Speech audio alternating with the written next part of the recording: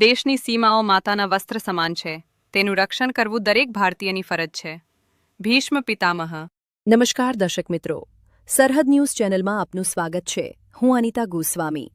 હવે જોઈએ સમાચાર વિસ્તારથી. વાવ થરાદ જિલ્લામાં મંદિરોમાં ચોરી મચાવતી ગેંગનો સુઈગામ પોલીસે પર્દાફાશ કર્યો છે. પોલીસે ગણતરીના દિવસોમાં 3 આરોપીઓને ઝડપી પાડી ચોરીમાં ગયેલો મુદ્દામાલ કબજે કર્યો છે.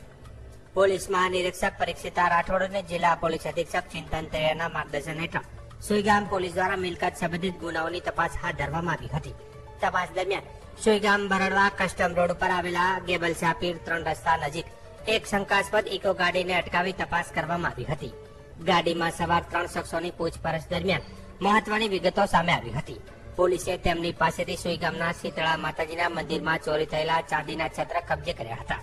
ત્યારબાદ હ્યુમન સોર્સ અને ટેકનિકલ સર્વેલન્સની મદદથી વધુ તપાસ હાથ ધરવામાં આવી હતી. તપાસ દરમિયાન સુઈગામ બાવ અને માવસરી પોલીસ મથક વિસ્તારમાં નોંધાયેલા 3 અલગ અલગ ચોરીના ગુનાઓનો ભેદ ઉકેલવામાં પોલીસને સફળતા મળી હતી. ઝડપાયેલા આરોપીઓમાં નવાવાસના દિનેશભાઈ શંકરભાઈ વેણ, તળાવના પ્રકાશભાઈ ઉર્ફે બલ્લો દેવજીભાઈ પારેગી અને ભાખરીના અલ્પેશ પાંચાભાઈ સહેગલનો સમાવેશ થાય છે. જ્યારે હિતેશભાઈ પારેગી, અમીરામભાઈ પરમાર, દેવસીભાઈ પરમાર અને જગદીશભાઈ કુંભાભાઈ હજુ ફરાર હોવાનું સામે આવ્યું છે. પોલીસ દ્વારા તેમની શોધખોળ તેજ કરવામાં આવી છે. પોલીસે આરોપીઓ પાસેથી અંદાજે 25,000 રૂપિયાના ચાંદીના છત્ર અને ચોરીમાં વપરાયેલી અંદાજે 1.5 લાખ રૂપિયાની ઇકો ગાડી કબજે કરી છે. હાલ પોલીસે તમામ આરોપીઓ સામે કાયદેસરની કાર્યવાહી હાથ ધરી છે અને ફરાર આરોપીઓને ઝડપી પાડવા માટે ચક્રો ગતિમાન કર્યા છે.